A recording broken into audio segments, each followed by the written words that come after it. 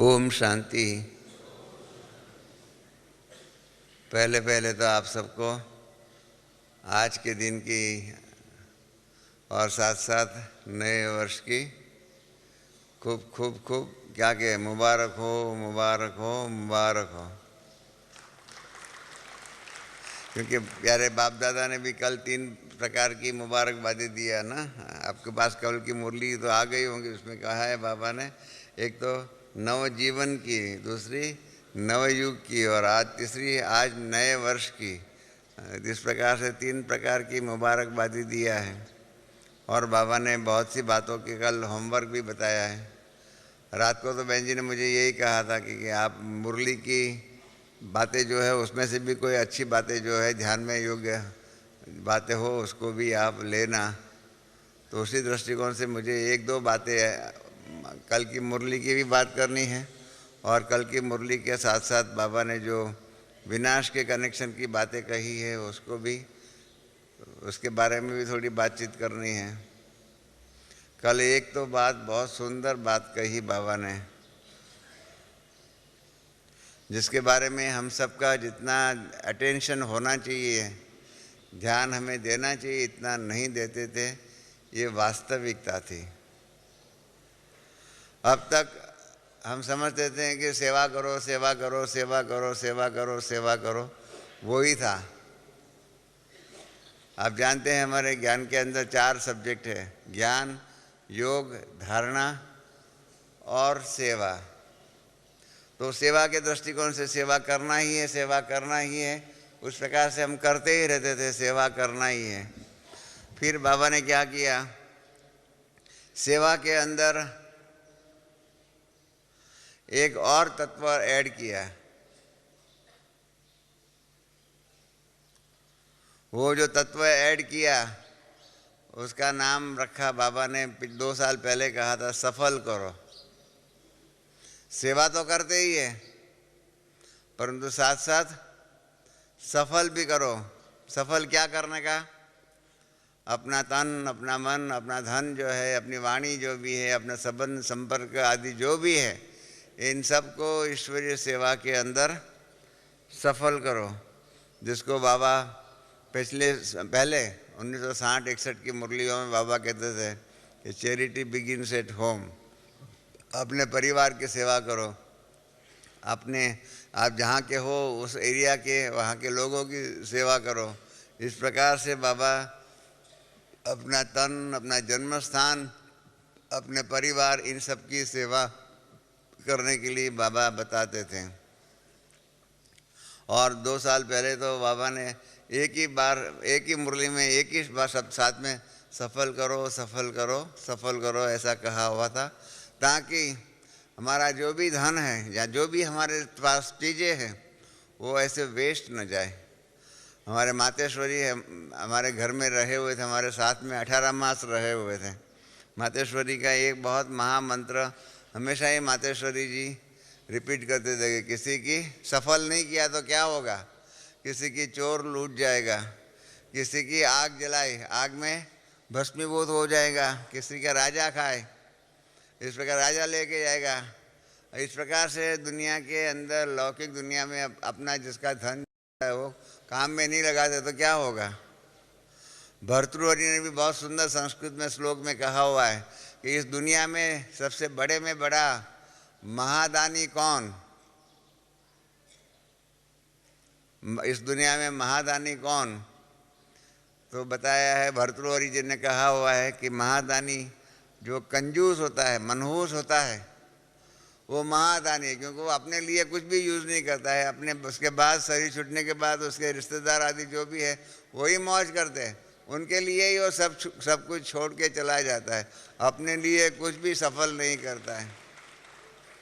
तो इस प्रकार से महादानी कौन, तो कंजूस जो अपने लिए सफल नहीं करता है। और उसके बाद क्या होता है, उसके बाद के लोग जो है उसके धन से ही मौज करते हैं। तो इसलिए बाबा ने 2 साल पहले से ये कहा, सफल करो, सफल करो, सफल करो। और उसी दिन जिस दिन बाबा ने वो मुरली चलाई उसके बाद दूसरे दिन मेरा क्लास था, तो मैंने सफल करो क्या उसके बारे में बताया था। फल सहित, सफल, फल सहित, जिस कार्य ऐसा करते हैं जिसका फल मिलता है। जैसे वो है ना, कहते तीर ऐसा लगाओ, तीर शिकार को लेकर के वापस आपके हाथ में आए, हाँ ऐसा तीर लगाना चाहिए। इस प्रकार से सफल ऐसा करो, कार्य ऐसा करो जिसका फल निकले। ऐसा नहीं, अपने जीवन के अंदर आप देख लीजिए, कितने भी आप कर्म करते हो, कई कर्म करते हो, उसमें से जिसका सफल, माना अच्छा फल, बुरा फल नहीं, अच्छा फल मिले, ऐसी सेवा करनी चाहिए, ऐसी प्राप्ति होनी चाहिए। ये सफल करो, सफल करो, सफल करो, कल भी बाबा ने कहा। परंतु अभी कल इतने वर्षों के बाद, पहले एक बार अव्यक्त मुरली में कहा था कि आप कितनी भी सेवा करो, बाबा ने कहा था 50 सेंटर भी संभालते हो, परंतु उसमें बहुत विघ्न आते हैं, और उसके मार्ग और एक ही सेवा के अंदर संभालते हो, निर्विघ्न है, कोई भी समस्याएं नहीं है, कभी भी कोई भी बात की प्रश्न उठा करके आप दादियों के पास, गौरों के पास नहीं जाते हो, और शांति से, सबका स्नेह से, सबके प्रेम से, सद्भाव से, शुभ भावना से, शुभ कामना से जो भी आप सेवा करते हो, एक ही सेवा के अंदर संभालते हो, तो बाबा ने कहा उसका मैं मार्क ज़्यादा देता हूँ। ऐसे 4-5 साल पहले की अव्यक्त मुरली में था, उसके बाद रेफरेंस नहीं था। कल देखा जाए तो पहली बार कहा सेवा के बाद सफल, और सफल के बाद जमा कितना हुआ। सेवा तो बहुत की, तो जमा कितना हुआ।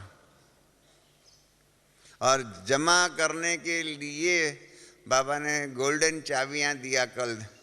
3 बात जो है ना, आप सबने पढ़ा होगा, मैं फिर से उसमें से वो 3 शब्द रिपीट करता हूँ। बाबा ने क्या कहा? निमित्त भाव, निर्माण भाव और निर्मल वाणी। निमित्त भाव, निर्माण भाव और निर्मल वाणी। इसलिए बाबा ने आगे भी कहा, सेवा कितनी भी करते हो लेकिन जमा का खाता हुआ या नहीं, इसकी निशानी ये उसकी गोल्डन चाबी है, ये निमित्त भाव, निर्माण भाव और निर्मल वाणी। 3 में से एक भी कम है तो सेवा कितनी भी करो परंतु जमा का खाता नहीं होता। और होता तो बहुत थोड़ा, नाम मात्र। कितना होता है? 5% भी नहीं होता है। इसलिए बाबा ने कहा क्योंकि क्या होता है, निमित्त भाव नहीं होता है परंतु मैंपन। बाबा ने कहा हुआ है आगे, निमित्त भाव के बदले में मैंपन। अरे मैंने किया, हाँ मेरे बिना कोई नहीं कर सकता है। परंतु ये हम भूल जाते हैं कि करण करावन हर बाबा है, और बाबा ने हमको निमित्त बनाया, बाकी बाबा का काम तो हो जाएगा। मैं एक बार कोई और एक सेंटर पर कोई थोड़ा घमसान था, आपस में मतभेद था, तो बाबा ने मुझे वहाँ पर भेजा था, साकार बाबा ने।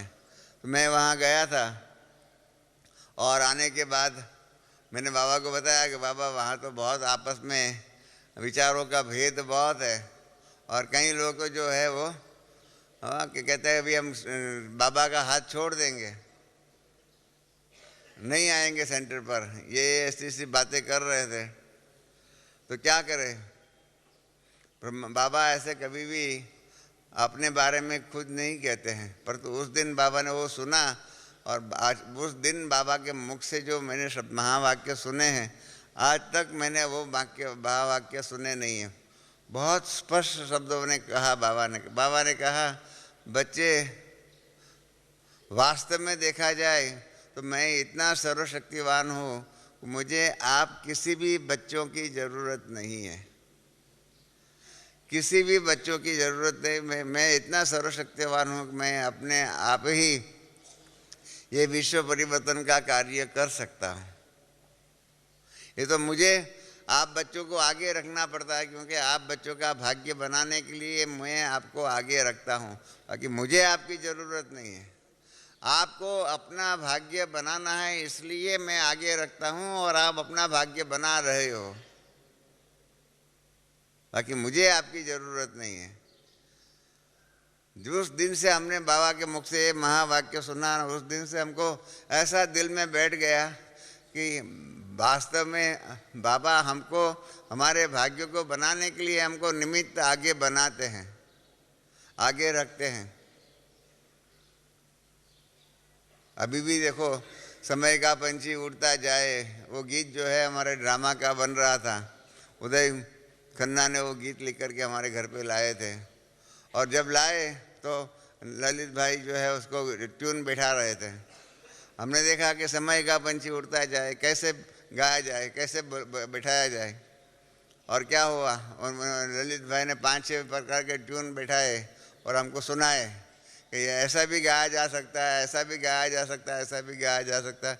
वो 5-6 प्रकार से यही गीत जो है वो गा करके सुनाया हमको। उसमें से हमको और उषा बहन को ये जो आप सुन रहे हो तर्ज, जो स्वर सुन रहे हो, वो पसंद आया और साधना सरगम के द्वारा बाद में गाया गया। आज हमारी वो रचना को हम निमित्त बन करके उसी निमित्त के भाव से, उसी रचना के आधार पर हम बाबा को याद करते हैं। रचना हमारी निमित्त बन करके हमने बनाई, पर तो आज वही साधन हमारे को हमारी साधना बढ़ाने के लिए मददगार बनती है। तो ये साधन और साधना का भेद जो है, वास्तविकता जो है, अगर ये हम समझ लें कि सेवा ये भी साधना है और सेवा के आधार पर हमें आगे बढ़ना है, तो कल जो बाबा ने जो कहा आप सब देख लीजिए, ये मैंपन के भाव के आधार पर निमित्त हूँ, हम करन करावना, बाबा करा रहा है, हम कर रहे हैं। मैंने इस मास के ज्ञानामृत में इसके बारे में आर्टिकल में लिखा हुआ है कि कैसे करन करावनहार बाबा अपना कार्य करा रहा है, हम बच्चों को निमित्त बना करके। शायद जिन्होंने इस महीने का, अब ज्ञानामृत आज छप जाएगा, मतलब छप गया है, आजकल में मिल जाएगा, उसके अंदर हमने लिखा हुआ है कि करन करावनहार बाबा कैसे कराते हैं। क्या हुआ, बॉम्बे के अंदर हम लोगों ने कॉन्फ्रेंस रखी थी, पहली कॉन्फ्रेंस की सेवा कैसे हो सकती है, उसके बारे में बॉम्बे में कॉन्फ्रेंस रखी हुई थी। 4 दिन की कॉन्फ्रेंस थी और बीच में वहाँ से भी हमारे डेलीगेट्स जो बॉम्बे में आए हुए थे, उनको रहने के लिए एक स्थान था, वहाँ पर सब जाते थे, रहते थे, डेलीगेट्स आए हुए थे, वहाँ भोजन करते थे। कॉन्फ्रेंस तो गुरुवार का ओपनिंग हो गया, शुक्र, शनि और रवि, और रविवार शाम को वैलिडिक्टरी था।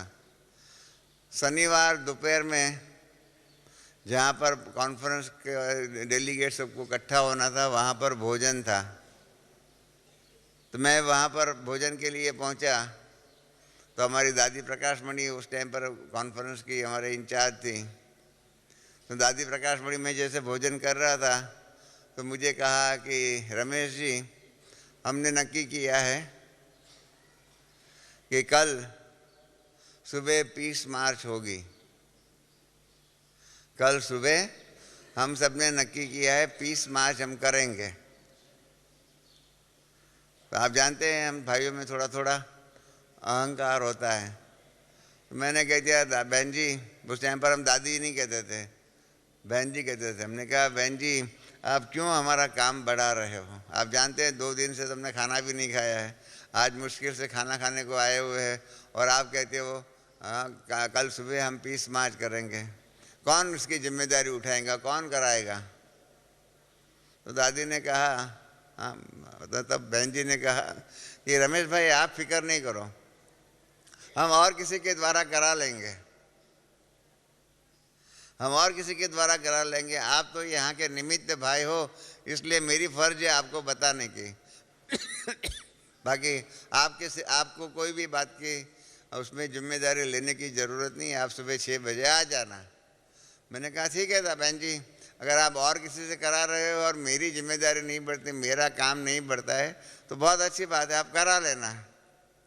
भोजन करके मैं जहाँ कॉन्फ्रेंस थी वहाँ जा रहा था, ड्राइविंग कर रहा था। ड्राइविंग कर रहा था तो आप जानते हैं बाबा के साथ रूरियान।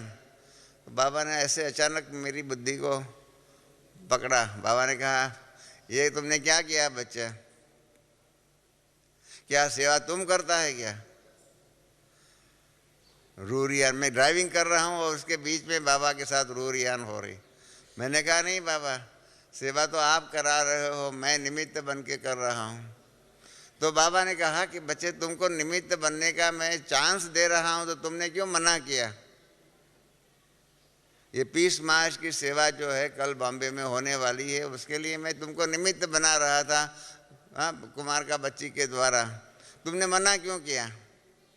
मैंने कहा, बाबा बहुत काम है, थक जाता हूँ, इतना काम होता है। कहा, थक जाता है तो अच्छा है ना, इतना भाग्य बनता है, थकने की क्या बात है? तो आपको तो खाली निमित्त बनना है, काम तो हुआ पड़ा है, आप हाँ कह दो, आपके द्वारा काम हो जाएगा, आपको निमित्त बनने का सौभाग्य मिल जाएगा, आपके खाता में जमा हो जाएगा। मैंने कहा, बाबा इतना सस्ता सौदा है तो मैं क्या ना कहूँ?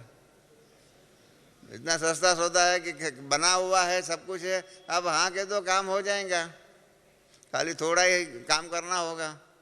मैंने कहा, ठीक है बाबा, अगर इतना सस्ता सौदा है तो मैं ये पीस मार्च का काम कर लूँगा। बस इतने में हमारी कॉन्फ्रेंस का स्थान आ गया और मेरा और बाबा के साथ सौदा हो गया कि मैं निमित्त बन कर के पीस मार्च का कारोबार करूँगा। इसलिए क्या हो गया, बाबा ने और सभी को, किसी को भी उसके लिए उसको निमित्त नहीं बनाया। और मैं तो कॉन्फ्रेंस में अंदर गया 3 से 6 हमारी कॉन्फ्रेंस थी, उसके अंदर बिजी हो गया। मैं वो भूल गया कि मैंने बाबा के साथ सौदा किया है कि कल सुबह पीस मार्च होनी चाहिए। शाम को 6 बजे कॉन्फ्रेंस पूरी हुई, कार्य समेटते 8 बज गया। मैं 8 बजे 8:15 बज गया। मैं जहाँ पर सभी डेलीगेट्स रहे हुए थे वहाँ भोजन के लिए मैं वहाँ पहुँचा तो दादी प्रकाश मणि सामने मिले। दादी जी ने कहा, अरे रमेश, ये क्या है तुम्हारा बॉम्बे? कल पीस मार्च सुबह 6 बजे करनी है, अभी तक स्लोगन नहीं छपे हुए, अभी तक पुलिस परमिट नहीं आई, अभी तक रास्ता फिक्स नहीं है, कैसे पीस मार्च होगी? ये तुम्हारा बॉम्बे में कुछ काम ही नहीं होता है। तो मुझे एकदम ट्यूबलाइट हुई कि ये तो मैंने जिम्मेदारी उठाई थी बाबा के साथ, इसलिए बाबा ने बाकी सबका ताला बंद कर दिया और मेरी ही ट्यूबलाइट का कनेक्शन चालू रखा था। तो मैंने कहा, बहन जी मैंने आपको कहा ना, उस टाइम पर दादी नहीं कहते थे, बहन जी कहते थे। मैंने कहा, बहन जी अभी आप फिक्र मत करो, कल सुबह 6 बजे कॉन्फ्रेंस अपने पीस मार्च होगी। कहा, कैसे होगी? न स्लोगन तैयार है, नहीं रास्ता तैयार है, न पीस मार्च कहाँ निकलेंगी, कुछ नहीं तैयार है, पुलिस परमिट नहीं है, कैसे निकलेंगी? मैंने कहा, आप फिक्र नहीं करो, काम हुआ ही पड़ा है, अभी मैं 1 घंटे में सब तैयारी करके आता हूँ। तो दादी ने कहा, अरे रमेश जी खाना खा के जाओ ना।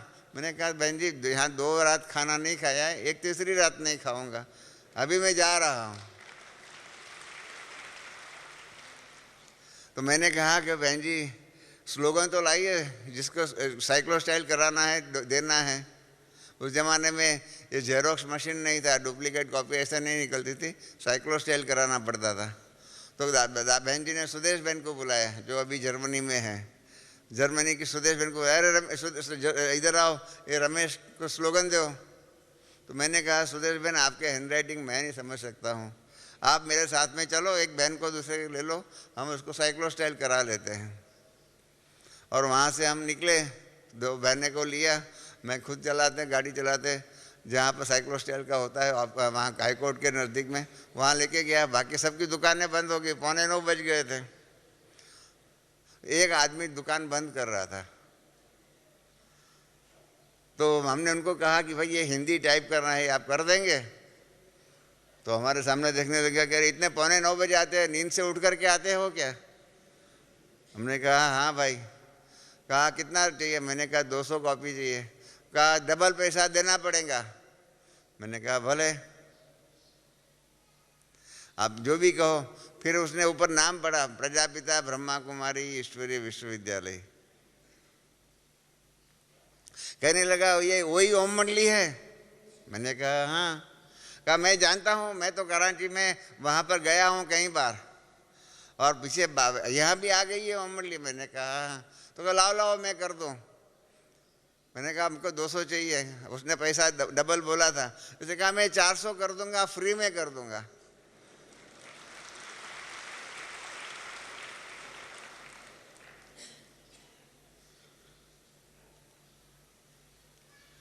मैंने आपको कहा ना, करन करावनार बाबा कराता है।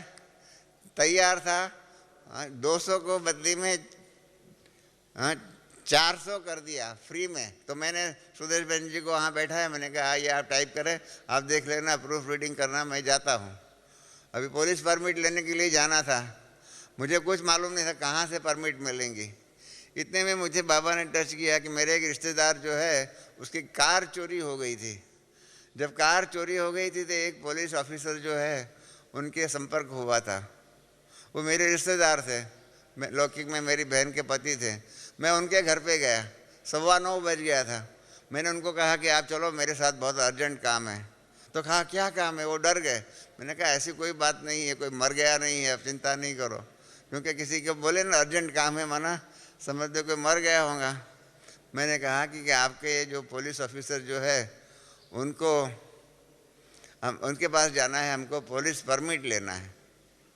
तो कहा चलो चलते हैं। हम कार में मैंने उनको बिठाया और वो पुलिस ऑफिसर जहाँ रहता था उसके घर पे गए। उस पे घर पे गए तो बेल बजाया। तो पहले तो हमारा स्वागत हुआ, उनका कुत्ता बहुत बड़ा था, वो आया सीधा ही हमारे सिर पर आया, चिटक गया। हम तो डर गए, कुत्ता इतना बड़ा। इतने में उसकी वाइफ पीछे आई। तो उसकी वाइफ हमारे बहन के पति को जानता था। उसने कहा क्या काम है? तो उन्होंने बताया कि हमको भाई साहब का काम है। तो कहा, उसने कहा कि आपका, मेरा पति तो हस्बैंड तो जो है बाहर है, वो आपको नहीं मिल सकता है, वो कल सुबह ही आएंगे, आज उसकी नाइट ड्यूटी है, पेट्रोलिंग है। तो हम नीचे उतर रहे थे, इतने में बाबा ने फिर से धक्का लगाया, ऊपर जाओ, इनसे ही काम होने वाला है। हम ऊपर गए, फिर से बेल दबाया तो उसका बेटा आया। उसका बेटा आया तो हमने उनको कहा कि अरे बच्चा, तुम्हारे पिताजी के और पुलिस ऑफिसर कोई दोस्त यहाँ रहता है, हम उनको मिलना चाहते हैं। कहा वो अंकल जी तो सामने के ही बिल्डिंग में रहते, चलो मैं दिखाता हूँ। इतने में उसकी वाइफ आई, माना उसके बच्चे की माई। उसने कहा नहीं नहीं नहीं, तुमको नहीं जाना है। वो बेटा ने तो क्या किया, चप्पल पहना और एकदम जल्दी जल्दी नीचे उतर गया, माँ का सुना भी नहीं। और हमको कहने लगा आप मेरे पीछे पीछे आओ, मैं अंकल जी के घर पे ही जाता हूँ। हम लोग भी हैं दोनों, हमें और मेरे लौकिक बहन के पति जो है उसके पीछे पीछे दौड़ते दौड़ते गए और उसके पिताजी के दोस्त के पास गए। वो भी पुलिस ऑफिसर थे, उनके पास गए। उन्होंने कहा, हमने उनको कहा कि भाई हमारी कल सुबह पीस मार्च है, हमारी कल सुबह 20 मार्च है, हमको पुलिस परमिट चाहिए। तो इन्होंने कहा कि परमिट तो आप हमारी ऑफिस में फ़ोन करेंगे तो होगा, और कहा कि ये परमिट देने का काम मेरे ही हाथ में। इतने बॉम्बे में हजारों पुलिस ऑफिसर होंगे, उसमें उसी ऑफिसर की ड्यूटी थी परमिट देने के लिए। तो उसने हमको कहा कि आप एप्लीकेशन लाए हो, और उसके ऊपर उस ज़माने में 62 पैसे का कोर्ट फी स्टैम्प लगाना पड़ता था, इसके बिना एप्लीकेशन मंजूर नहीं होती थी। तो कहा एप्लीकेशन लाए हैं, उसके ऊपर 62 पैसे का रेवेन्यू स्टैम्प लगाया है, कोर्ट फी स्टैम्प लगाया है। हमने कहा हम तो खाली हाथ आए, हम तो खाली हाथ आए हैं, ना कोर्ट फी स्टैम्प लाए हैं, ना एप्लीकेशन बनाई, हमें कुछ मालूम नहीं है, हम तो जानते नहीं हैं उसका रूल्स रेगुलेशंस क्या है। तो इतने में वो बच्चे ने कहा कि अंकल जी ये मेरे पिताजी के खास दोस्त है, उनका काम आपको करना ही है। वो बच्चे ने बोला। तो अभी क्या करे, अपने दोस्त के बेटा उसको कह रहा है। तो उसने कहा ठीक है, ऐसा करो, कल सुबह कितने बजे आपकी 20 मार्च है? हमने कहा 6 बजे है, आप 5:45 बजे, हमको बंदोबस्त चाहिए। तो कहा ठीक है, मैं 5:45 बजे उधर आ जाऊँगा। मैं अभी जो है उनके घर में, उनका पुलिस का वो होता है ना इंफॉर्मेशन का अपना ही होता है, मोबाइल फ़ोन आदि सब होते हैं उनके। कहा उसमें हमारी ट्रैफिक पुलिस को फ़ोन कर देता हूँ, और आपका रूट क्या है? मैंने ऐसे ही जवानी से बोल दिया इस रूट से जाएंगे। उसने कहा ठीक है, आपका रूट अच्छा है, ये रूट हम मंजूर करते हैं। और उसने ट्रैफिक पुलिस को अपने उसमें ही जो है ना मोबाइल फ़ोन आदि में फ़ोन कर दिया कि कल उनकी पीस मार्च होंगी, मैं भी उनके साथ होऊंगा, आपके भी 6 पुलिस हमारे पास आ जाए और ये पीस मार्च को गाइड करें।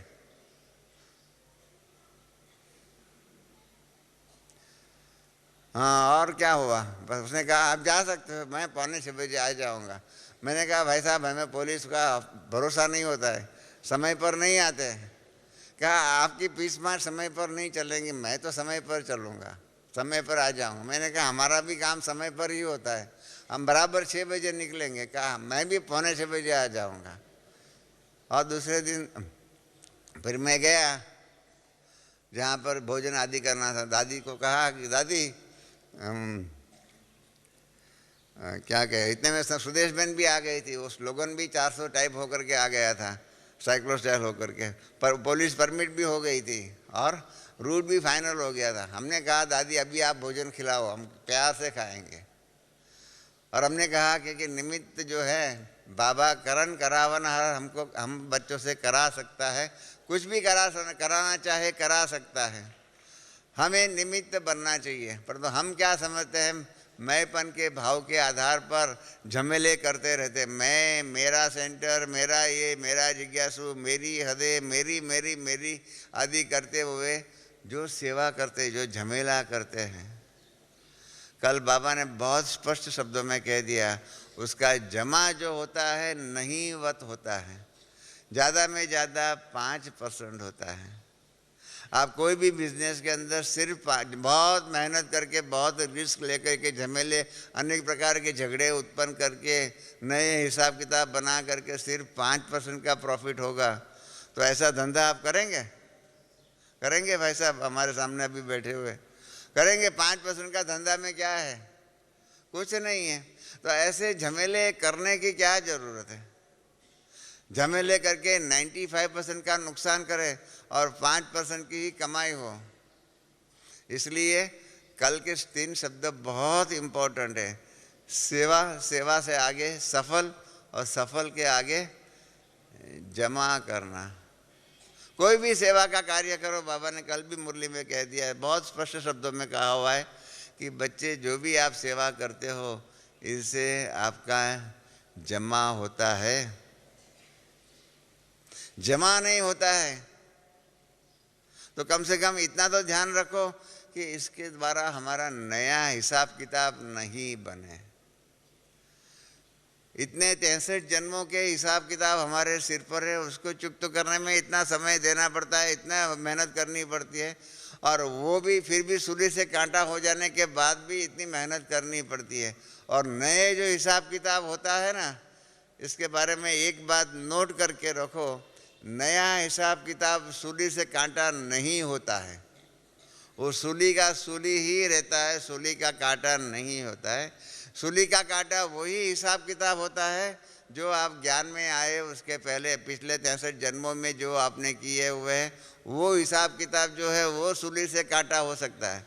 तो जो नए हिसाब किताब बनाए वो सूली से कांटा नहीं होता है, हकीकत है। क्योंकि अगर सूली से कांटा हो जाए तो अच्छी बात भी थोड़ी हो जाए, थोड़ा ही फल मिलना चाहिए।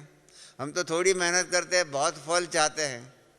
तो जब थोड़ी मेहनत से बहुत फल चाहते हैं, उसी प्रकार से थोड़ी गलती करेंगे तो बहुत दंड मिलेगा। 1000 गुना फायदा है, 1000 गुनी प्राप्ति है, तो उसी प्रकार से दंड भी 1000 गुना ही होता है, ये हकीकत है। ये हिसाब किताब बाबा का गणित जो है, अरिथमेटिक जो है, कानून जो है, उसको समझना चाहिए। अगर वो नहीं समझते हैं और हम नए हिसाब किताब बना लेते हैं, आए हैं पुराने 63 जन्मों की हिसाब किताब चुक्त करने के लिए, परंतु ये मैंपन के भाव के आधार पर, अहंकार के भाव के आधार पर, निर्मल वाणी के बदले में क्या होता है, हमारी वाणी कभी कभी क्या होता है। आप जानते हैं महाभारत क्यों हुआ? वाणी के कारण ही हुआ। अगर द्रौपदी ने जब उसके महल में वहाँ पर इंद्रप्रस्थ के महल में दुर्योधन आया और उस टाइम पर उसके मुख से अंधे की औलाद अंधे ये शब्द नहीं निकलते, महाभारत नहीं होता। ये निर्मल वाणी, वाणी ऐसी होनी चाहिए जिसको क्या कहे, निर्मल, मल माना कचरा, कोई भी प्रकार की अशुद्धि हमारी वाणी में नहीं होनी चाहिए। कोई भी प्रकार की तम प्रधान भावनाएं, तम प्रधान विचारधारा हमारी वाणी में नहीं होनी चाहिए। कोई भी प्रकार की कटुता नहीं होनी चाहिए। क्यों? क्योंकि बाबा ने एक और अव्यक्त मुरली में कह दिया है, बहुत सुंदर बात कही है कि बच्चे अभी आपकी वाणी में ताकत आ गई है, आपकी वाणी वरदानी बन गई है। आपकी वाणी जितना वरदान दे सकती है इतना ही किसी को श्राप दे सकती है। आपकी वाणी जितना वरदान दे सकती है इतना ही श्राप दे सकती है। आपकी वाणी के द्वारा हम जितने अच्छे कर्म कर सकते हैं इतना ही पाप कर्म भी हमारे वाणी के द्वारा हो सकता है। सारी बात बोलने में ही है ना, हम क्या बोलते हैं, कैसे बोलते हैं, कितना बोलते हैं। इसलिए अपना वो स्लोगन है, कम बोलो, धीरे बोलो और मीठा बोलो। कहा है ना, स्लोगन तो है ना, सबको मालूम है। और समय पर क्या होता है, हम बहुत कुछ बोल देते हैं। अंग्रेजी में एक फिलोसोफर ने कहा हुआ है कि allow a man to speak and you will know his quality. ये सामने वाला व्यक्ति कैसा है वो जानना है, उसको बोलने दो। वो जो बोलेगा, जैसे बोलेगा, जितना बोलेगा, उसके आधार पर समझ जाएंगे वो आदमी कैसा है। हमारी वाणी के द्वारा हमारी सब बातें मालूम पड़ सकती है। तो ये बाबा ने जो कल जो 3 शब्द कहे हुए हैं ना, जैसे बाबा ने याद कराया ब्रह्मा बाबा जब अव्यक्त हुए उसकी लास्ट मुरली में 3 शब्द कहे हैं, उस प्रकार से कल की मुरली में सेवा के साथ साथ सफल और सफल के साथ साथ जमा के बारे में ये बात हमेशा हमको ध्यान में रखनी है कि क्या कहा, निमित्त भाव, निर्माण भाव और निर्मल वाणी, तब हमारा 100% जमा होगा। नहीं तो क्या होता है, 5% जमा होगा। इतनी मेहनत करने के बाद क्या होगा, कुछ नहीं होगा। 5% में कोई हमारा समय सफल नहीं होता है। हमारा तन मन धन जो भी हमने मेहनत किया वो सब बर्बाद होता रहता है। जो प्राप्ति होनी चाहिए, जो चाहना हम रखते हैं, जो लक्ष्य रखते हैं, वो नहीं होता है। और उसमें क्या होता है, उसके बाद जब धर्मराजपुरी में जाएंगे तब मालूम पड़ेगा हमारे नाम पर अनेक प्रकार के पाप जमा हुए हैं। भक्ति मार्ग की एक कहानी है, मालूम होगा। भक्ति मार्ग की एक कहानी है कि एक राजा मर गया। राजा मर गया तो बहुत दानी था। वो मर गया तो धर्मराज की कचहरी में चित्रगुप्त ने बताया कि इस राजा ने तो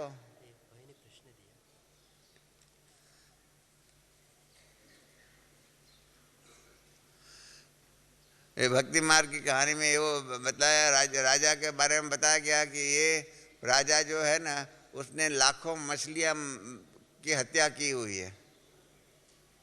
तो धर्मराज ने राजा को पूछा, अरे तुमने लाखों मछलियां कैसे मारी, क्यों मार दिया, क्यों हिंसा किया इतनी? तो राजा ने कहा कि मैं भगवान, मैं ये गलत बात है, मैं तो प्योर वेजिटेरियन था, मैंने कभी किसी मछली को हाथ भी नहीं लगाया है। ये आपका चित्रगुप्त है ना, उसका हिसाब किताब हमारे दुनिया में, हमारे यहाँ पर भी हमारे व्यापारियों के हिसाब ऐसा ही होता है, ऐसा ही आपका चित्रगुप्त का भी है। आपको हिसाब गलत दिखा रहा है चित्रगुप्त। तो धर्मराज ने चित्रगुप्त को बताया कि भाई बताओ, ये कहानी है, कहानी का अर्थ बहुत सुंदर है। तो चित्रगुप्त ने कहा कि ये राजा दान करता था, दान बहुत करता था। उसमें एक मछली पकड़ने वाला जो था, फिशरमैन जिसको अंग्रेजी में कहते हैं, ये मछली पकड़ने वाला जो था, उसकी जो मछली पकड़ने की जो फिशिंग नेट थी जिसके द्वारा मछली पकड़ सकता है, वो फट गई थी, उसमें मछलियाँ फंसती नहीं थी। तो उसको नई खरीदनी थी। नई खरीदने के लिए उसने सोचा कि अभी मैं फालतू में अपना पैसा क्यों बिगाड़ूं। और राजा दान तो देता है, तो उसके पास दान में गया और पैसा लिया, दान में पैसा लिया, और उस पैसे से मछली पकड़ने की जो फिशिंग नेट थी वो ले लिया और मछलियाँ पकड़ना शुरू कर दिया। और उसके कारण ये राजा के हिसाब किताब में लिखा है, उसने लाखों मछलियाँ मार दिया है। गीता में भी है, दातव्यम यति यद दानम दीयते नोपकारणे देशे काले च पात्र तद्दानम सात्विकम। देश, काल और पात्र, उन तीनों को देख करके ही दान देना चाहिए, नहीं तो कहीं ऐसा न हो जाए। एक बार मैंने अव्यक्त बाप दादा से पूछा हुआ था, क्योंकि दादी जानकी मेरे से विदेश में जाता हूँ ना, तो व्हील के ऊपर मृत्यु पत्र होता है ना, उसके ऊपर क्लास हमेशा कराती है विदेशों में। क्योंकि कई हमारे बहन भाई जो है कुमार होते हैं, उनके बाद में उनका शरीर का कोई भरोसा नहीं है और उनका पैसा जो है वो फिर लौकिक में चला जाता है। तो मुझे संकल्प चलता था कि मैं ऐसे व्हील के बारे में क्यों सबको कहूँ कि आप अपना व्हील बना करके अपना धन जो है अपने मृत्यु के बाद बाबा के भंडारे में जमा हो, उसके बारे में बनाइए। मुझे संकल्प चलता था कि ये क्या है, मैं ऐसा क्यों कहूँ, क्यों मुझे करना चाहिए, क्यों उसको मांगना चाहिए, ये भी एक प्रकार का मांगना है। तो मैंने अव्यक्त बाप दादा को कहा कि बाबा ये मुझे व्हील के ऊपर प्रवचन करने को कहा जाता है, मैं पसंद नहीं करता हूँ। ये दादी को कहो ना मेरे से व्हील के बारे में, क्योंकि सामने वालों को लगता है कि क्या मैं मरने वाला हूँ, क्योंकि व्हील माना ही मृत्यु के बाद मृत्यु पत्र है। मरने वाला हूँ, धक्का लगता है, उसको पसंद नहीं आता है। बाबा ने कहा नहीं, तुम्हारे से बच्ची बहुत अच्छा सेवा करा रही है। क्यों? क्योंकि बाबा ने बहुत सुंदर बात बताई जिसके बारे में आप हम सब अनजान हैं। बाबा ने कहा कि अगर किसी ने शरीर छोड़ दिया, पैसा उसके पास था, उसका धन सफल नहीं हुआ, उसका धन लौकिक में गया, और वो बच्चे ने बहुत अच्छी सेवा किया हो, इतनी अच्छी सेवा किया है कि एडवांस पार्टी में भी नहीं जा कर के ऊपर सूक्ष्म वतन में ब्रह्मा बाप का राइट हैंड बन गया है, इतने तक अच्छी सेवा किया हुआ होगा। परंतु अगर उसी के धन से उनके लौकिक रिश्तेदार जिनको उसका धन मिला, वो जिसको धन मिला उन्होंने फिर उसी धन का पाप कर्मों के लिए उपयोग किया हुआ होगा, तो उस पाप कर्मों का बोझ उस बच्चे को जिसका धन के कारण उस पाप कर्म हुए हैं उसको लगेगा। और इतना संपूर्ण बन गया है, ब्रह्मा बाप के राइट हैंड बन गया है, वो वहाँ से भी नीचू आ करके एडवांस पार्टी में अपना कर्मों का हिसाब किताब चुकता करने के लिए आना पड़ेगा। मैंने कहा ऐसा कैसे बाबा, ऐसा कैसे होगा? बाबा ने कहा कि अगर उसके रिश्तेदारों को धन मिला ही नहीं होता तो वो पाप कर्म करते। आज समझो मुझे मेरे एक रिश्तेदार के द्वारा 1 लाख रुपये धन में मिला हुआ है, मैंने वो उस धन को जुआ खेलने में लगा दिया, पाप कर्म मैंने किया। परंतु वो 1 लाख रुपया वो रिश्तेदार से मिला तो मैंने वो जुआ खेला ना। मुझे वो धन 1 लाख रुपया मिला ही नहीं होता तो मैं जुआ खेलने वाला नहीं था और मेरा पाप कर्म बनता नहीं। वो 1 लाख रुपया मिला तो मैंने जुआ खेला तो मैंने पाप कर्म किया। तो ये 1 लाख रुपये जो मिला उसको लॉ में हम कहते हैं एबेटमेंट, माना मुझे पाप कर्म करने में सहायभूत वो 1 लाख रुपया बना। और इसलिए इंडियन पिनल कोड के अंदर भी एबेटमेंट की सज़ा है 50%। माना 2 आदमी लड़ रहे हैं, गुस्से में हैं, मैं इसी टाइम पर एक के हाथ में जाकर के चाकू छुरी दे देता हूँ और वो छुरी जो है वो सामने वालों को मारता है, वो सामने वाला मर जाता है। तो जिसने छुरी लगाई उसको तो सज़ा होगी, परंतु मैंने भी छुरी दिया उसके हाथ में और उसके कारण उसने वो छुरी लगाई, इसलिए वो मर गया। इसके लिए मैंने छुरी उस टाइम पर उसको दिया, उसके कारण उसका जो गुनाह जो हुआ, उसकी मृत्यु हुई, उसकी हत्या हुई, उसका मुझे आधा जिम्मेदार गिनती करेंगे। अगर उसको लाइफ इम्प्रिजनमेंट देंगे कोर्ट तो मुझे 10 साल की सज़ा मिलेंगे। एबेटमेंट की सज़ा 50% है, ऐसा लौकिक दुनिया में भी कहते हैं। तो उसी प्रकार से हम ऐसा कर्तव्य करें और हम ऐसी वाणी चलाए, हम सामने वालों के लिए अशुभ भावना के आधार पर कर्तव्य करें, श्राप दे दे। बाबा ने कहा हुआ है कि अपनी निर्मल वाणी ध्यान रखिए। कल जो बाबा ने कही है ना बात, कि अभी हमारी वाणी में वो ताकत आ गई है, उस ताकत के आधार पर हमें अपनी वाणी का संयम बहुत बहुत जरूरी है।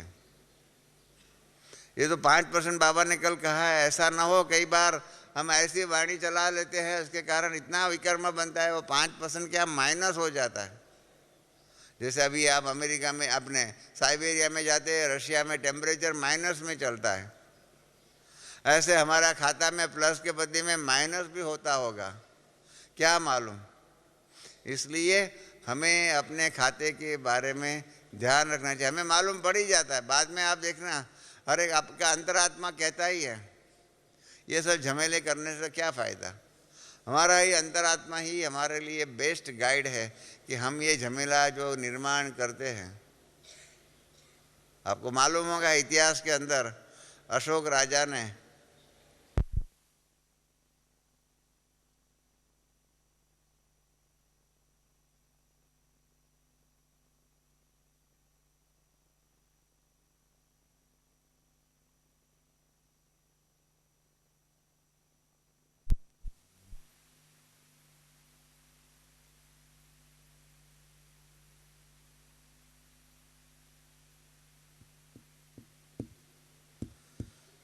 हेलो हो गया, चलो। सम्राट अशोक ने जब वहाँ पर जाकर के लिच्छवियों की सबकी इतनी हत्या किया और उसके बाद उसने देखा, उसको कहा कि क्या एक थोड़ी मेरी साम्राज्य की इच्छा तृप्ति के लिए मैंने इतने लाखों लोग की हिंसा किया। कैसा इसको वैराग आ गया। इस प्रकार से हम कभी योग के अंदर हमने अपने किए हुए कर्मों के आधार पर, हमने किए हुए झमेलों के आधार पर कभी तो सोचे हम ये सिर्फ सेवा कर रहे हैं, झमेले कर रहे हैं। हाँ, अहम भाव के आधार पर, अहंकार के आधार पर, काम क्रोध लोभ मोह अहंकार के आदि के बातें के आधार पर जो कर रहे हैं उसका फल क्या है। वाल्मीकि को भी यही बताया ना। नारद ने क्या पूछा, क्या पूछा? नारद ने वाल्मीकि को यही कहा कि तुम ये पाप कर्म कर रहे हो, तेरा परिवार उसमें सहयोगी है। उसने समझा जरूर होगा। और वाल्मीकि जो है वाल्या कोली के रूप में, भील के रूप में अपने बीवी बच्चों को पूछने को गया। सबने कहा हमारा क्या, हम क्यों भी आपके भागीदार बने पाप में, हम कोई जिम्मेदार नहीं है। जितने भी झमेले आदि करते हैं उसके अंदर हमारा कोई पार्टनर नहीं है। अच्छे काम करेंगे उसमें और सबका शेयर होता है, बुरे कर्म में किसी का भी शेयर नहीं होगा, ये हकीकत है। बुरे कर्मों का 100% दंड हमें प्राप्त होगा। इसलिए कल की मुरली के आधार पर ये बात हम सबको सीखनी है कि हमारा सफल कहाँ तक, कितने तक होता है। हम बाबा को याद करेंगे 3 मिनट। ओम शांति। तो ये तो बात थी मुरली की, कल की बात में एक ही बात मुझे कहनी थी कि अभी से हमें, बिजनेस में भी हम करते हैं, प्रॉफिट और लॉस साल के आखिर में निकालते हैं। तो सारी ज़िंदगी के आखिर में हमें ये तो निकालना पड़ेगा ना, क्या मुखड़ा देख ले प्राणी तेरे, या दर्पण में कितना पाप किया कितना पुण्य किया। गीत में भी हम गाते रहते हैं, मुरली में भी सुनते हैं। तो ये तो कल की मुरली का एक पॉइंट हमको आपके सबके साथ चर्चा करना था कि अभी से हम सेवा, सेवा से आगे सफलता, और सफलता के आगे से जमा कितना किया उसके कॉन्शियस बने और कहीं ऐसा न हो जाए कि हमारा नेगेटिव बैलेंस बढ़ता जाए। बाकी रही बात विनाश की बातें, कल बाबा ने विनाश के बारे में भी बहुत कुछ कहा हुआ है। और कई बहन भाई हमको आकर के पूछते हैं, क्योंकि पहले हमने विनाश के बारे में, अभी हम संगम युग के बारे में आर्टिकल हर ज्ञानामृत में लिखते हैं, उसके पहले पवित्र धन और उसके पहले सतयुग और उसके बारे में मैं लिखता था। इसलिए बहनों ने मेरे पर विनाश के बारे में भी कहा हुआ है। जैसे कल बाबा ने भी कहा ना, बाबा ने कहा भी बच्चे पूछते रहते हैं कि कितना समय में विनाश होगा, बाबा आप टाइम तो बताओ, हाँ कितना वर्ष लगेगा, थोड़ा सा वर्ष तो बताओ, 10 वर्ष लगेगा, 20 वर्ष लगेगा, कितना वर्ष लगेगा, इतना तो बताओ। ऐसे कल बाबा ने कहा कि बच्चे ऐसे पूछते भी हैं। हमारे पास भी कई बच्चे, बाबा के बच्चे आते हैं, और हमने अनुभव किया हुआ है कि हम लोग हमारे दैवी परिवार में जितना विनाश की विनाशकता जो है ना, भयानकता जो है ना, उसके बारे में कॉन्शियस नहीं है। विनाश की विनाशकता जो है, भयानकता है, उसके बारे में कॉन्शियस नहीं है। और इसके कारण बाबा की ये विनाश की बात जो है हम बहुत लाइटली ले रहे हैं। जैसे हम सब जानते हैं हम सबका शरीर छूटने वाला है, ये तो सब जानते हैं ना, हम सब man, we are all mortals, अमर तो कोई नहीं है, परंतु जिंदगी कैसे व्यतीत करते हैं, जैसे कि हम अमर है उसी प्रकार से ही, उसी भावना के ही आधार पर हम कारोबार करते ही रहते हैं। उसी प्रकार से विनाश होगा नहीं होगा क्या है। हमारे बहन भाई, कई बहन भाई उसके बारे में जितनी चिंता करनी चाहिए, उसकी भयानकता के बारे में, उसकी वास्तविकता के बारे में चिंतित नहीं है। और कई बाबा बताते नहीं है ना, तो एक भाई ने तो मुझे कहा वो तो बाबा बता देंगे, बाबा के क्या ताकत है, विनाश कैसे कर सकता है बाबा। अरे इतनी सारी दुनिया का विनाश करना, परिवर्तन करना कोई मासी का घर है। ऐसे कई बार कई बहन भाई बाबा की शक्ति के बारे में, प्रकृति की शक्ति के बारे में, विनाश की भयानकता के बारे में भी ऐसे ही लाइटली, हाँ, व्यंग भाव में, हास्य उत्पन्न करने वाले भाव के आधार पर बोलते रहते हैं। परंतु अपना ज्ञान का फाउंडेशन पहला ही साक्षात्कार ब्रह्मा बाबा ने किया। बम्बई की चौपाटी नगरी में, बम्बई में रात शाम को बाबा घूमने को जाते थे, चौपाटी में शाम को बैठे हुए थे और समुद्र किनारा, समुद्र सामने ही था, उसके सामने सारे ही क्षितिज जो थी वो सारा ही इतना बड़ा स्क्रीन था, और उसके ऊपर बाबा ने पहले विनाश का साक्षात्कार किया। ये कैसे खून की नदियाँ बह रही है, एक दूसरे की हत्या कर रहे हैं, बहुत भयानक दृश्य था। भयानक दृश्य देख करके बाबा खुद भी, बाबा ऐसे तो मनोबल उनका बहुत पावरफुल था, परंतु उसको देख करके एकदम बाबा भी डर गए कि ये क्या हो रहा है, मैं क्या देख रहा हूँ, क्या होने वाला है। और थोड़े 5-10 मिनट के बाद वो दृश्य समाप्त हो गया और दूसरा दृश्य बाबा के नज़रों के सामने आया कि ऊपर से सितारे ज़मीन पर आ रहे हैं, उसमें से फरिश्ते के मंदिर से देवताएं निकल रहे हैं, और देवताएं स्वर्गीय सृष्टि, बहुत सुंदर सृष्टि का दर्शन हुआ। बाबा को वो अच्छा लगा, बाबा का ये बहुत अच्छी बात है। और फिर बाबा ने वो आकाशवाणी सुनी है कि यह विश्व परिवर्तन की जिम्मेदारी आपको उठानी है, आपको निमित्त बनना है। और बाबा ने खुद ने, मैं चौपाटी पर साथ में बाबा के साथ में गया था, तो बाबा ने बताया देखो मैं ऐसे यहाँ बैठा हुआ था और मैंने ये देखा, और मैंने जब ये आकाशवाणी सुनी तो मैंने ऐसे हाथ करके कहा नहीं नहीं नहीं नहीं नहीं, मैं उसके लायक नहीं हूँ।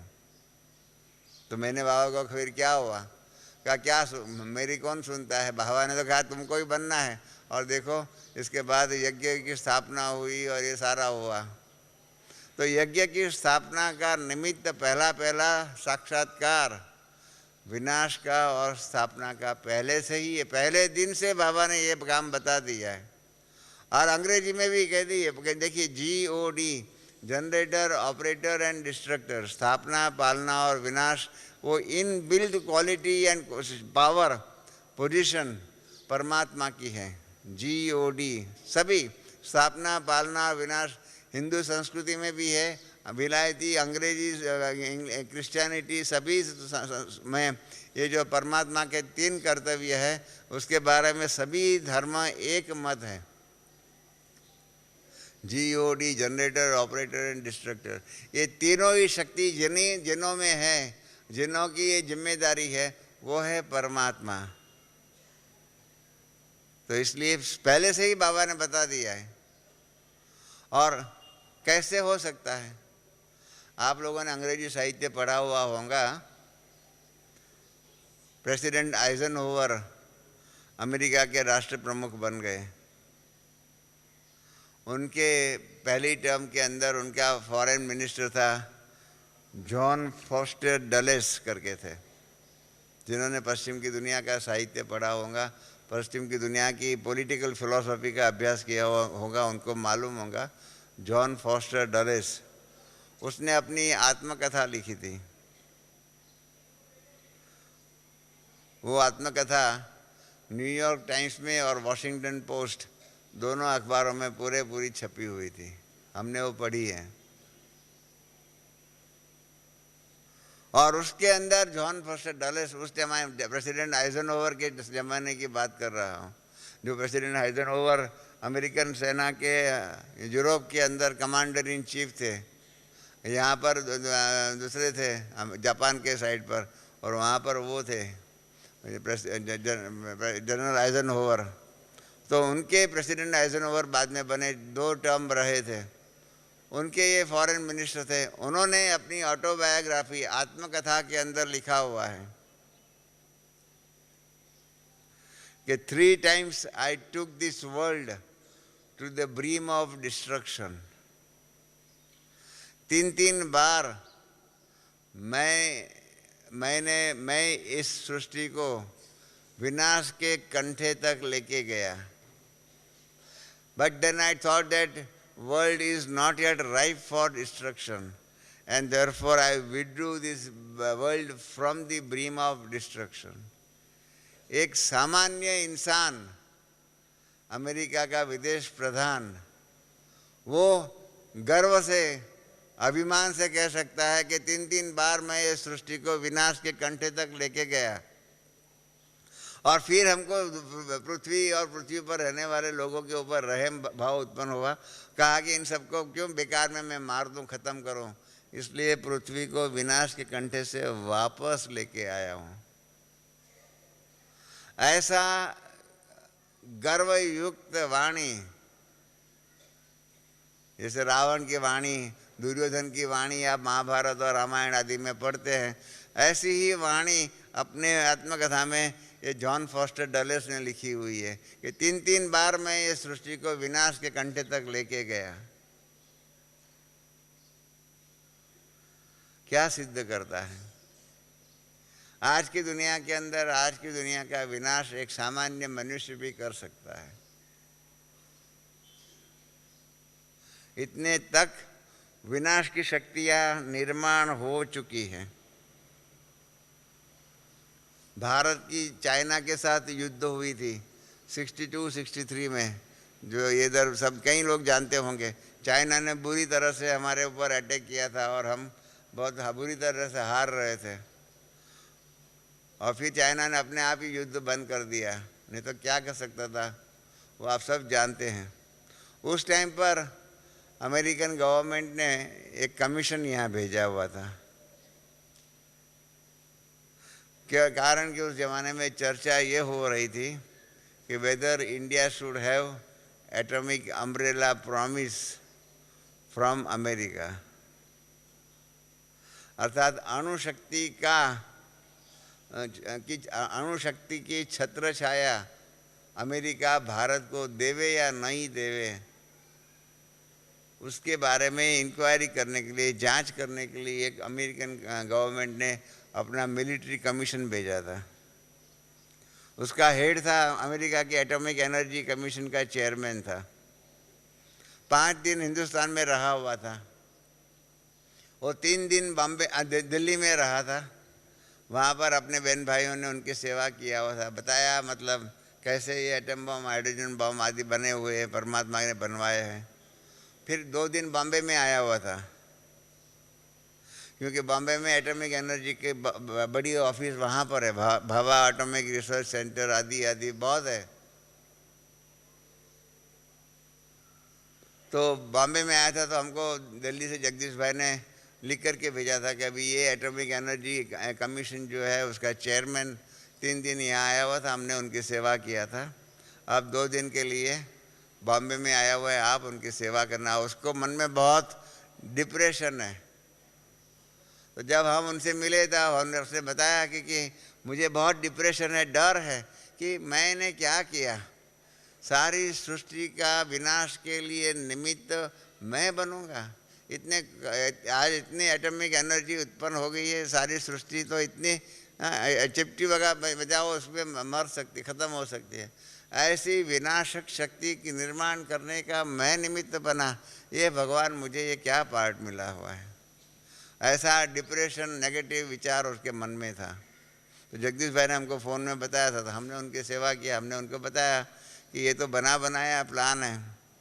परमात्मा ने 1937 में जब से स्थापना किया है तभी हमारे चित्र बने, उसमें ही बताया हुआ है मिसाइल मुसल के द्वारा ये सेवा होगी, इस प्रकार से विनाश होगा। ये अमेरिका और रशिया आदि के बारे में बताया।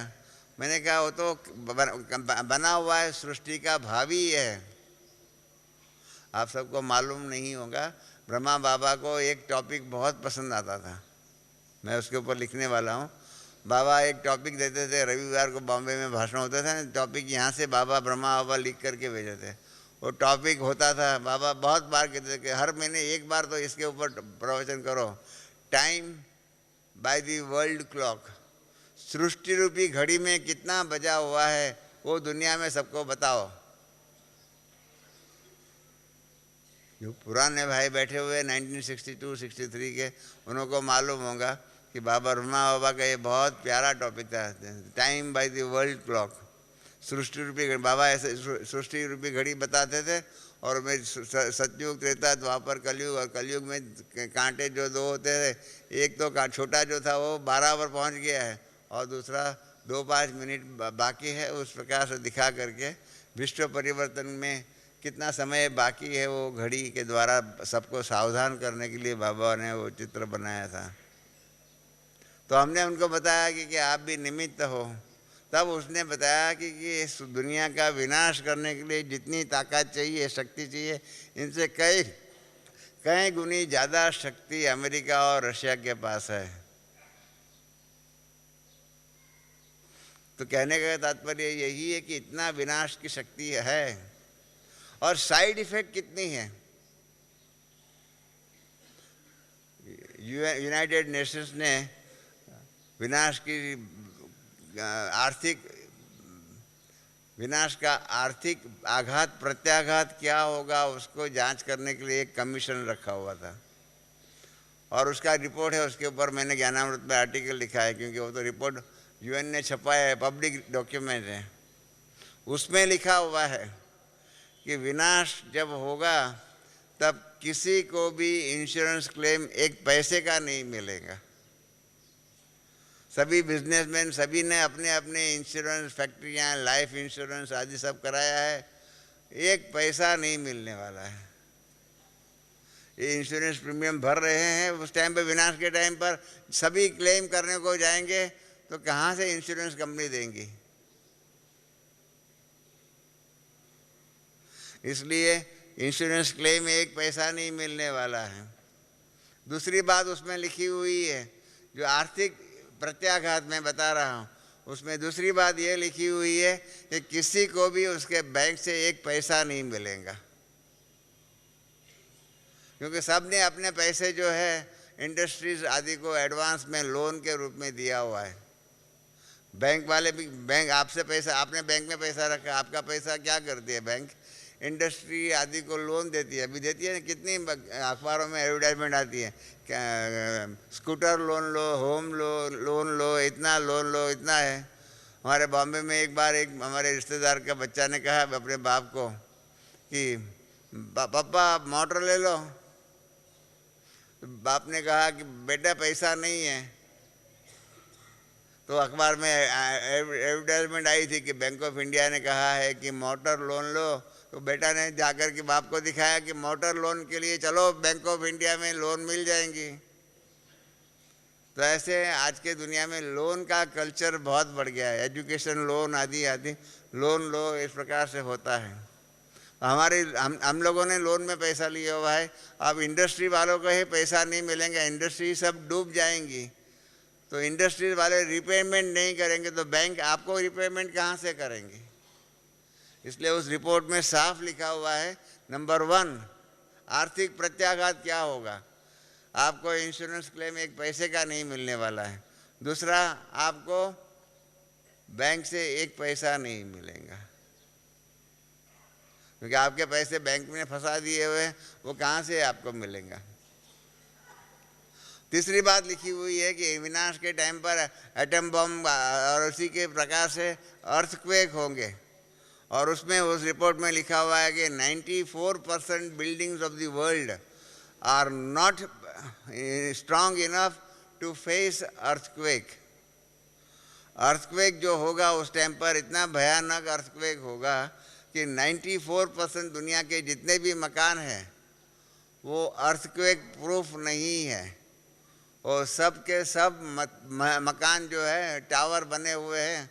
हमारे बॉम्बे के अंदर सेंट्रल बॉम्बे में 350 टावर्स बन रहे हैं, 40, 50, 60 ऐसे मंजिल के मकान बन रहे हैं।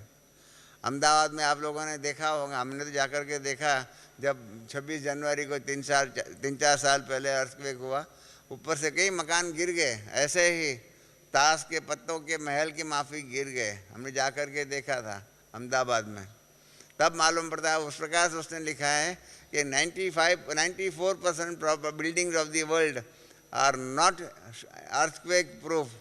वो मकान सब गिरेंगे। जब मकान गिरेंगे तो मकान में रहने वाले भी मरेंगे, और उसके बाद जो बाहर होंगे वो रहने को कहाँ जाएंगे, रहने का ही नहीं मिलेगा, सब खत्म हो जाएगा, व्यवहार खत्म हो जाएगा, क्या करेंगे आप। बहुत सुंदर बड़ा बहुत रिपोर्ट अच्छा बनाया हुआ है। उसके आधार पर वास्तविकता मालूम पड़ेगी कि विनाश के टाइम पर क्या होगा। बाबा इस विनाश के बारे में बहुत कॉन्शियस है, और इसलिए पहले तो बाबा ने कहा था सभी सेवा केंद्रों को कि अपने सेवा केंद्रों पर और 6 मास का अन्न जो भी है वो स्टॉक में रखो। और उसके बाद बाबा ने डायरेक्शन दिया 6 मास के बदले में 12 मास रखो। सेवा केंद्र तो 12 मास का स्टॉक रखने के लिए तैयार हो गए, कहीं 95% सेवा केंद्रों पर वो स्टॉक है। परंतु बाबा ने जब 12 मास स्टॉक में रखो उस कहा ना, उस टाइम पर बाबा ने उस डायरेक्शन में ये भी कहा था, क्लास में आने वाले बहन भाइयों को भी ये कहो कि वो भी अपने घरों में 12 मास का स्टॉक तैयार रखें। आप सबने वो डायरेक्शन का पालन किया है? अपने घरों में 12 मास का स्टॉक अन्न का, गेहूं चावल आदि जो भी है उसका स्टॉक रखा है? जब होगा तब क्या होगा, खाने पीने को कुछ नहीं मिलेगा। अशांति समय की सेवाएं क्या होगी। हमारे स्पार्क के अंदर हमने इसके ऊपर रिसर्च किया हुआ है कि अशांति समय, क्योंकि जितनी भी हमारी सेवाएं जो है अभी की वो सभी शांति समय की सेवाएं हैं।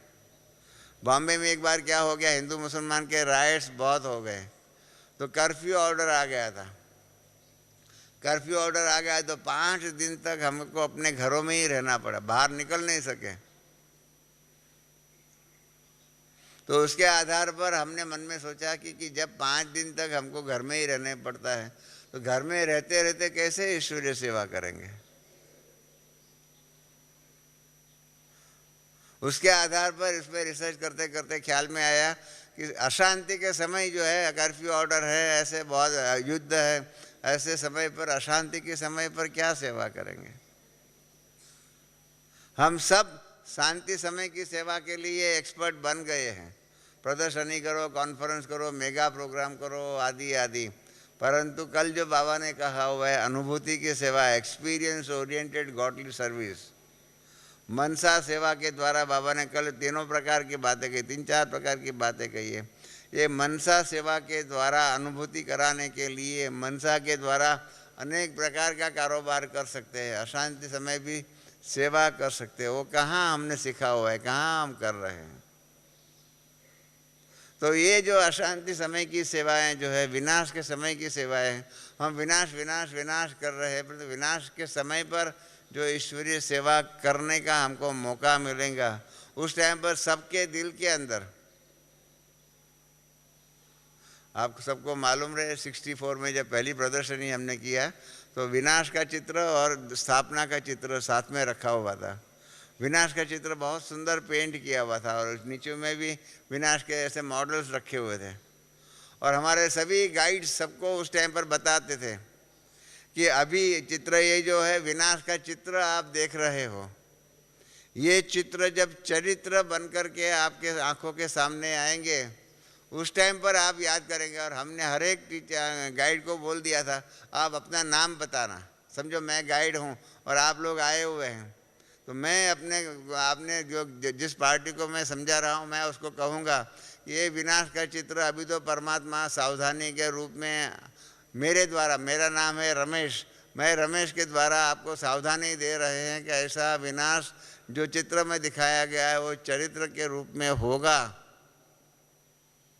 और अभी से ही सावधानी को स्वीकार नहीं करेंगे तब जब ये चित्र चरित्र के रूप में वास्तविक बनेगा उस टाइम पर आप हमको याद करना कि ऐसे रमेश करके एक भाई ने हमको ये परमात्मा के द्वारा मिली हुई सावधानी दी थी, परंतु हमने सुनी नहीं, हाँ वो सावधानी का स्वीकार नहीं किया और परिणाम रूप विनाश के समय पर हमारी दुर्गति जो भी होगी, नुकसान जो होगा उसको हमको सहन करना पड़ेगा। तो इस प्रकार से शुरू से ही हम प्रदर्शनी के चित्र आदि में विनाश की बातों को, क्योंकि अभी तक हम सुन रहे हैं और कितना कठिन होगा। हमारे बॉम्बे में इस टाइम पर फ्लड आया है तो कितना हुआ, बॉम्बे के बारे में बताते बाबा पानी में जाएगा। और उसका सैंपल आपको बताना चाहता हूँ कि बदलापुर सेवा केंद्र बॉम्बे के सबब में है, कल्याण से थोड़ा आगे है बदलापुर, बॉम्बे का ही कनेक्शन है उसमें। बॉम्बे के बदलापुर सेवा केंद्र में इतना बारिश के दौरा पानी आया, सेंटर तो ग्राउंड फ्लोर पर था, ग्राउंड फ्लोर पानी से भर गया, उसके ऊपर फर्स्ट फ्लोर वो भी पानी में डूब गया और उसके ऊपर सेकंड फ्लोर में 3 फुट पानी था। रामानुसार बहनें जो उस दिन बाहर और कोई जगह पर सेवा करने को गई थी, इसलिए सेंटर में बंद ताला लगाया हुआ था, क्योंकि 2 ही बहनें थी, दोनों ही अलग अलग स्थानों पर गई थी, उस ऐसे बहनों को कुछ नुकसान नहीं हुआ। 24 या 28 घंटे तक बच गई बहनें, बंद पानी के आधार पर सेंटर 2.5 ग्राउंड फ्लोर डूब गया, फर्स्ट फ्लोर डूब गया और सेकंड फ्लोर में 3 फुट पानी था। हमारे गोरेगांव सेवा केंद्र बाबा का जो है वहाँ अंडरग्राउंड है, 40 फुट बाय 80 फुट का अंडरग्राउंड हॉल है। बारिश इतनी जोर से आई, 3 घंटे में 28 इंच बारिश बॉम्बे में गिरी। इतना जोर से पानी आया कि ऊपर का जो ग्राउंड फ्लोर अंडरग्राउंड जो था उसमें ऊपर से इतना पानी आया कि 5 मिनट में 40 foot by 80 foot by 8-9 foot जो था वो पानी से भर गया।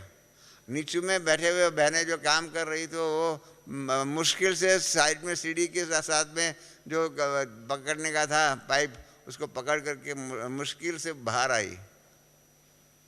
और उसके बाद ग्राउंड फ्लोर में भी 3 फुट 4 फुट पानी था।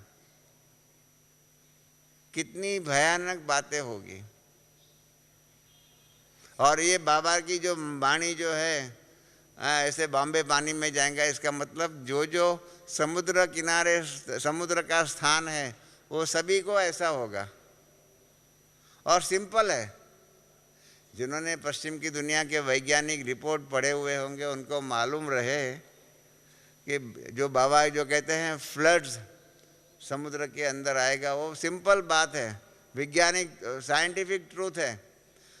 उसमें पश्चिम के साइंटिस्ट लोगों ने लिखा हुआ है, उसमें बहुत रिसर्च किया है। हम लोग तो बेफिक्र बाबा ने कहा है ना, परंतु हम लोग जो बेफिक्र के साथ साथ बेपरवाह बादशाह भी है, रिसर्च कुछ करते ही नहीं है। और यहाँ तो दुनिया में क्या रिसर्च हो रही है, पढ़ते भी नहीं है। बाबा की मुरलियाँ नहीं पूरी पढ़ते हैं तो दुनिया की बात कहाँ पढ़ते होंगे।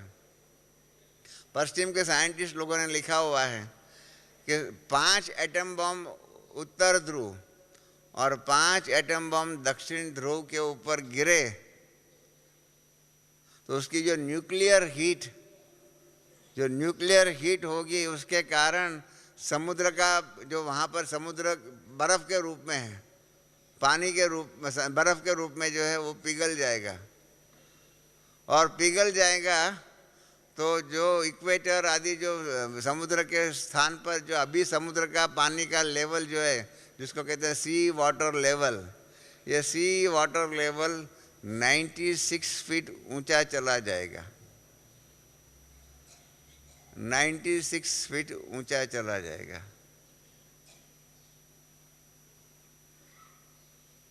माना जो बाबा कहते हैं ना, पानी का फ्लड का हो जाएगा। यही बात शास्त्रों में लिखी हुई है।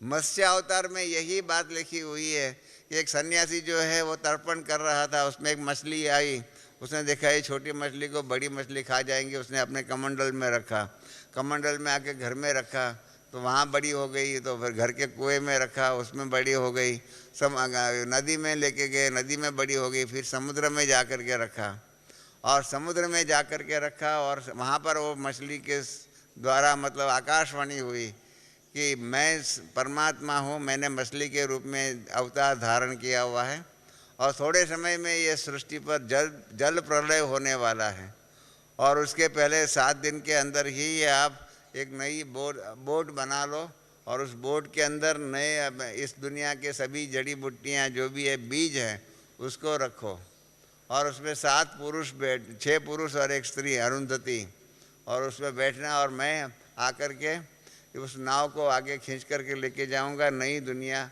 की स्थापना वहाँ पर करेंगे। जिन्हों एस्ट्रोनॉमी का अभ्यास होगा, आकाश में अभी भी वो 7 सितारे जो है सप्तर्षि के रूप में प्रसिद्ध है। ये मत्स्य अवतार कहानी परमात्मा का पहला अवतार की कहानी है। उसमें फ्लडिंग विनाश किस प्रकार से होगा उसकी पूरी डिटेल्ड उसमें है।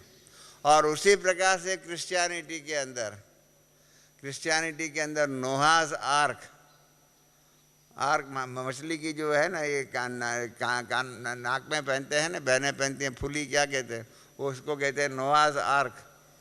तो वो आज से 400 साल पहले कई हमको पूछते हैं विनाश ये ड्रामा पक्का कैसे हम माने, निश्चिंत है कैसे माने। 400 वर्ष पहले रोम के अंदर एक आर्टिस्ट हो गया रफाएल करके। ये रफाएल करके आर्टिस्ट ने जो चित्र बनाए विनाश के और नोआह आर्क के 4 चित्र बनाए हुए कैसे विनाश होगा। उस टाइम पर एक बोट के अंदर जो है ना सभी इस दुनिया की चीज़ें उसमें भरी जाएंगी, एक मछली आएंगी और फ्लड उस टाइम पर इतना पानी आएगा वो मछली उसको बोट को खींच करके लेके जाएंगी और नई दुनिया न्यू होराइजन और उसके नई क्षितिज के प्रति उसको खींच कर लेके जाएंगी। ऐसा रफाएल का पिक्चर्स 4 पिक्चर जिसको किसी को इच्छा हो, मेरे पास उसका किताब है, उसमें पिक्चर भी छपे हुए हैं। और हमने रोम के अंदर वहाँ वेटिकन म्यूजियम जो है उसके अंदर भी वो चित्र देखे हुए हैं। और नोआह आर्क में भी यही बात है, फ्लडिंग विनाश कैसे होगा। 400 वर्ष पहले एक आर्टिस्ट ने विनाश कैसे होगा इसका प्रेडिक्ट किया हुआ है। आज 1937 के बाद बाबा भी विनाश कैसे होगा वो बता रहे हैं। ये सब बातें क्या सिद्ध करती है कि सृष्टि रूपी ड्रामा प्री ऑर्डिन्ड है, तब तो नक्की हो सकता है। नोस्ट्राडामस ने भी जो विनाश के बारे में लिखा हुआ है आप पढ़िए उनकी भविष्यवाणी। मोहम्मद पैगंबर की वाणी देखिए उसी की है, हमने ज्ञानामृत में उनकी वाणी और विनाश के समय क्या किस प्रकार के लक्षण हो गए वो आप पढ़िए, हमने ज्ञानामृत में वो भी लिखे हुए थे। विनाश ये वास्तविकता है, हकीकत है। ये कब होगा ये हमारे हाथों की बात है, हमारे हाथ में है। विनाश सृष्टि का कैसे करें। कल भी बाबा ने कहा आपने अपना काम पूरा किया हुआ है, बाबा 1 सेकंड में करा सकता है। 1 सेकंड में हो सकता है। हम लोगों ने कॉन्फ्रेंस रखी थी, फ्यूचर ऑफ मैनकाइंड, दिल्ली के अंदर कॉन्फ्रेंस रखी थी। विदेश के जापान वालों ने उसमें द लास्ट वॉर की फिल्म भी इसमें भेजी हुई थी, बहुत सुंदर थी। आज सारी दुनिया के सभी लोग इस प्रकार से उसको मानते हैं। इसकी विनाश की भयानकता को स्वीकार करके उसके आधार पर उसके पहले अपना भविष्य बनाने के लिए बाबा ने हम बच्चों को समय दिया हुआ है। और इसलिए जो मिला हुआ समय जो है उसको सार्थक नहीं करेंगे ना, तो आखिर में हमें रोना पड़ेगा। ब्रह्मा बाबा ने एक बार हमको कहा था, बच्चे मुझे बाकी सब, मैंने बच्चों से कुछ नहीं मांगता हूँ, एक मांगता हूँ, एक ही चीज़ बच्चों से, आप बच्चों से मांगता हूँ कि सारी दुनिया के अंदर जाकर के सबको बाबा का संदेश दो कि बाबा आया हुआ है। मैंने कहा बाबा क्यों ये संदेश देवे, क्यों आप ये मांगते हो? कहा मुझे ये बोले ना सुनना नहीं है कि विनाश के टाइम पर कोई ये कहे कि हे परमात्मा आप आए और आपका संदेश हमको नहीं मिला। हमको क्यों संदेश आपका नहीं मिला? सारी दुनिया के सभी मनुष्य को आपका संदेश, माना बाप आया हुआ उसका संदेश दे देना चाहिए, ताकि विनाश के समय पर कोई मुझे बोले ना न दे कि आप आए और हमें आपका संदेश नहीं मिला। ये ऐसा जो उलेना मिलता है ना, बहुत कटु सत्यता का है। हम 74 में टांजानिया में गए, दार एस सलाम में, अफ्रीका में। वहाँ पर वहाँ की प्रार्थना सभा में हमने भाषण किया। उसके बाद हमने विनाश की बातें आदि बताई। तो वहाँ का एक डेप्यूटी मेयर था, इंडियन था, उसने हमको यही कहा 74 में कि हम आपको एक सवाल पूछ रहे हैं, आपको नहीं परंतु आपके द्वारा परमात्मा को सवाल पूछ रहे हैं कि आप इस सृष्टि पर 1937 में आ गए और आप हमको 74 में आप आ गए हो, ऐसा विनाश का और स्थापना का संदेश दे रहे हो। इतनी देरी से क्यों आप हमको दे रहे हो? क्या हम आपके लायक बच्चे नहीं हैं? वो जब उसने बोला ना, तो इतना दर्द से, प्रेम से और दर्द से बोला कि आज भी मेरे आंखों के सामने उस भाई की छवि है। विनाश के टाइम पर अगर हमने पूरी अभी से सेवा नहीं किया और ऐसे लोग जो दुख दर्द से मरते होंगे ना, उसकी छवि आपके सामने आ जाए, तब मालूम पड़ेगा कि कैसे दुख दर्द से भरी हुई वो कहानी होंगी। और उसके पहले हमें अपने बाबा ने जो आज बताया ना, मैंने बताया बाबा की मुरली में से, सेवा करो, सफल करो और जमा करो। ये कर देंगे तो हमारा बेड़ा पार, हमारा जो श्रेष्ठ भाग्य बनने वाला है वो बन जाएगा। नहीं तो फिर तो बाकी सबका जैसे होने वाला है ऐसा होगा।